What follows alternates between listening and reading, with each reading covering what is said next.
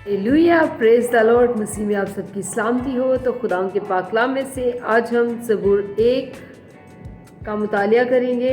खुदा के पाक कलाम में यूँ मरकूम है, मुबारक है वो आदमी जो शरीरों की सलाह पर नहीं चलता और खताकारों की राह में खड़ा नहीं होता और ठट्ठा बाजों की मजलिस में नहीं बैठता, बल्कि खुदावंद की शरीयत में उसकी खुशनूदी है और उसी की शरीयत पर दिन रात उसका ध्यान रहता है।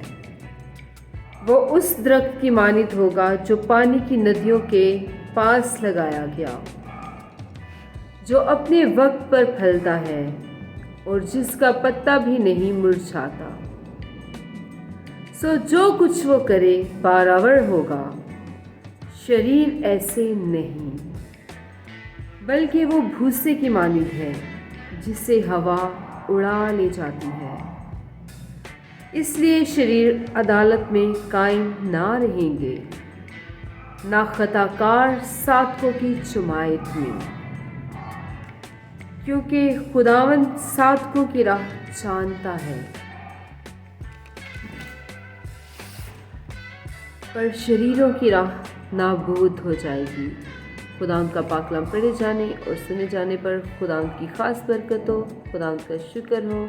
आमीन। मेरा ईमान है कि खुदा के पाक कलाम ने आपकी ज़िंदगियों पे अपना असर छोड़ा है, क्योंकि खुदा का कलाम जिस भी रूप में आता है वो अपना असर दिखाता है, क्योंकि खुदा का पाक कलाम दो धारी तलवार से भी ज़्यादा तेज़ है और बंद और गूदे गूदे में से होके गुज़र जाता है। तो इस कलाम के वसीला से खुदा आप सबको बरकत दे। God bless you all.